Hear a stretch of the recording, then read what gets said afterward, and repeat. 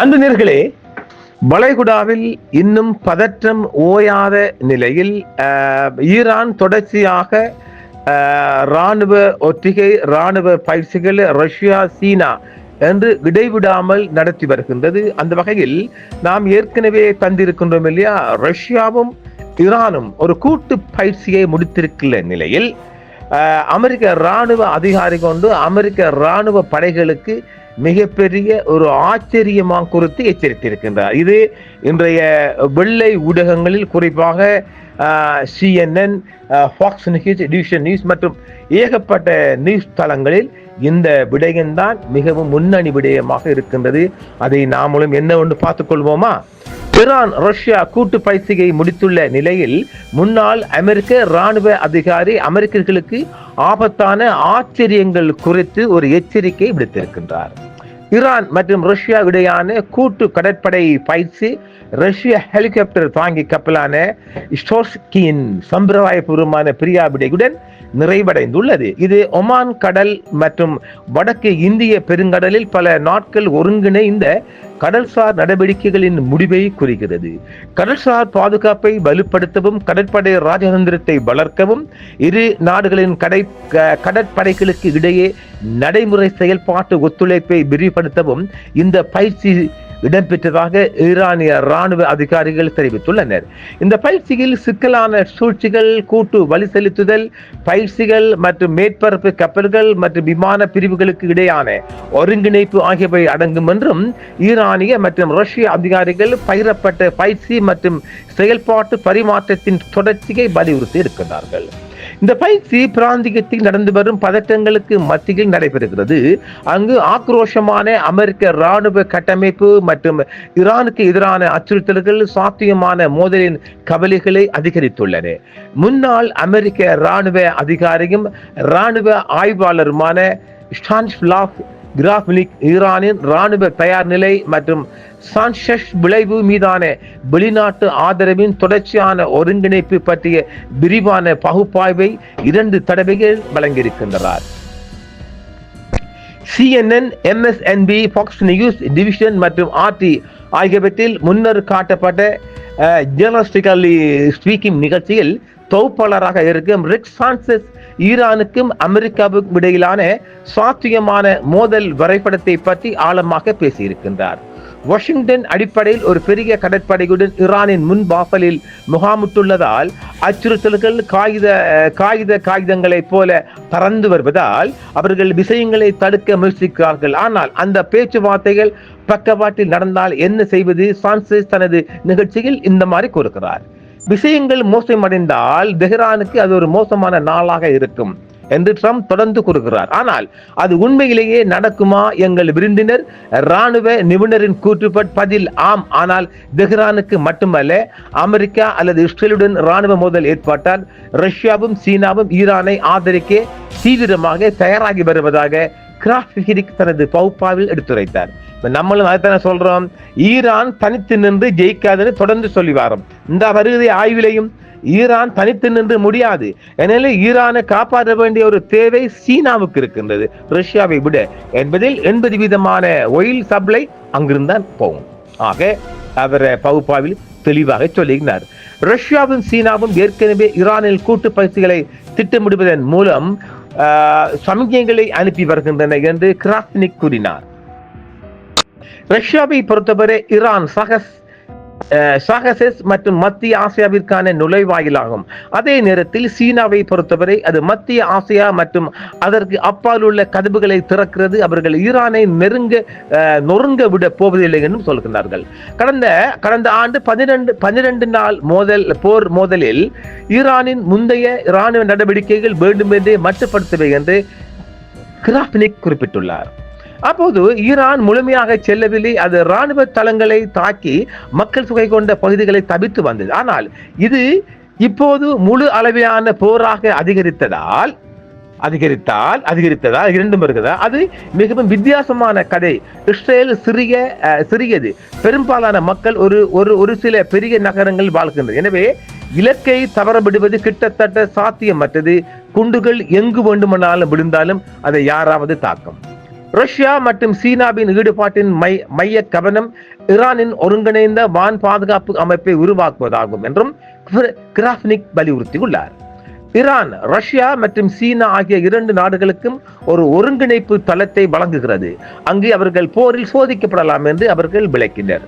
ஈரானுக்கு ரஷ்யா மிக விரைவான வரிசையில் ஒருங்கிணைந்த வான் பாதுகாப்பு கேடகத்தை உருவாக்கியுள்ளது. இது ஈரானுக்கு முதலில் இல்லாத ஒன்று.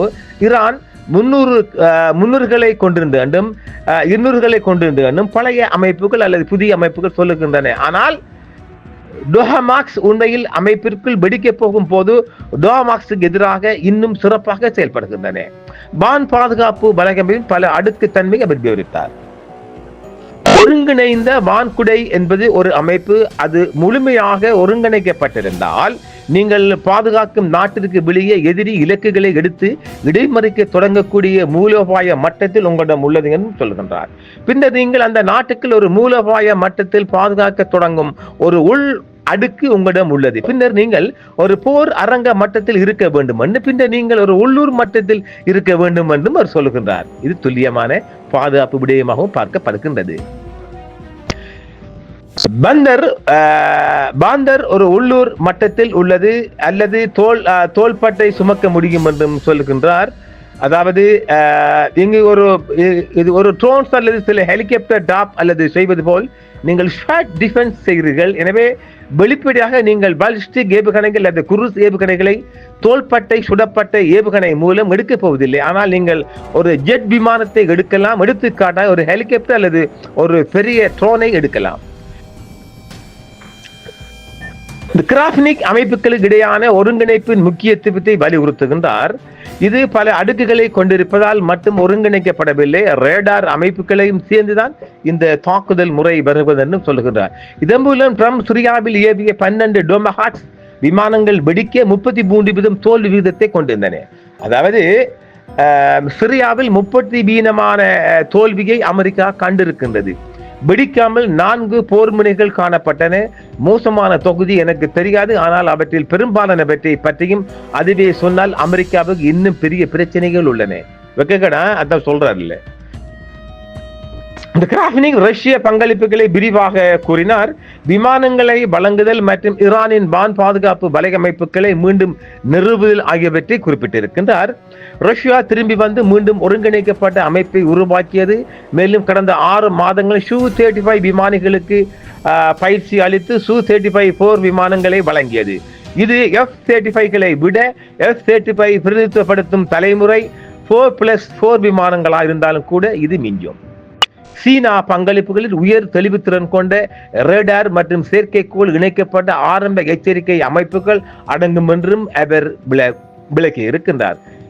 சீனர்கள் தங்கள் ஒருங்கிணைந்த ரேடார் அமைப்புகளை கொண்டு வருகிறார்கள். இதில் மிகவும் இறுக்கமான பீம் குறைந்த அலை நீள பிரிவுகள் அடங்கும். அவை செயற்கைக்கோள் அமைப்புகள் ஒருங்கிணைக்கப்பட்டுள்ளன. ஈரானுக்கு வெளியே 500 முதல் 600 கிலோமீட்டர் தொலைவில் உள்ள எதையும் எடுக்க முடியும்.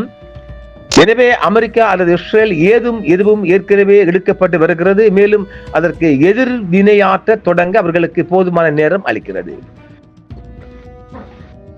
பதில் நேரம் குறித்து அவர் கூறியிருக்கிறார். உதாரணமாக ஒரு கப்பல் ஏவுகணை மணிக்கு 1000 கிலோமீட்டர் வேகத்தில் பறக்குது என்று நீங்கள் கணக்கிட்டால் அது உங்கள் வான்வெளியில் வருவதற்கு இன்னும் 30 நிமிடங்கள் உள்ளன. இது உண்மையில் விமான எதிர்ப்பு அமைப்புகளுக்கு நிறைய நேரம். ஸ்டட் விமானங்கள் கண்ணுக்கு தெரியாது. அவை ரேடாரில் மிகவும் கடினமாக உள்ளன. ரேடார் அமைப்பு அவற்றை எடுக்கும் நேரத்தில் அல்லது யாராவது பார்வைக்கு அவற்றை எடுக்கும் நேரத்தில் அவை இலக்கை விட அதிகமாகவோ அல்லது இலக்குக்கு அருகில் எங்காவது இருக்கும் என்ற நம்பிக்கை காட்டுகின்றது.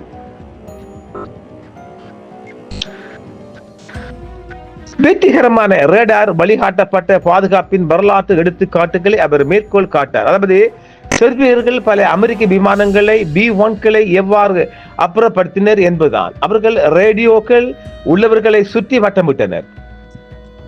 மேலும் அவர்கள் ஒரே விமான பாதையை பயன்படுத்துவதால் அவர்கள் உள்ளே வருவதை அவர்கள் பார்வைக்கு கண்டார்கள். ஏனென்றால் அவை கண்ணுக்கு தெரியாதவை. சரி, இல்லை, அவை இல்லை.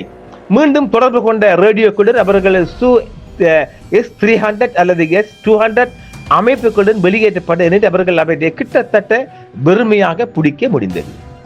வெளிநாட்டு படைகள் மீதான சாத்தியமான அதிர்ச்சி விளைவை கிராப்னிக் எடுத்துக்காட்டார். இப்போது அமெரிக்க திட்டமிடர்கள் அதை நிராகரித்து வருகின்றனர்.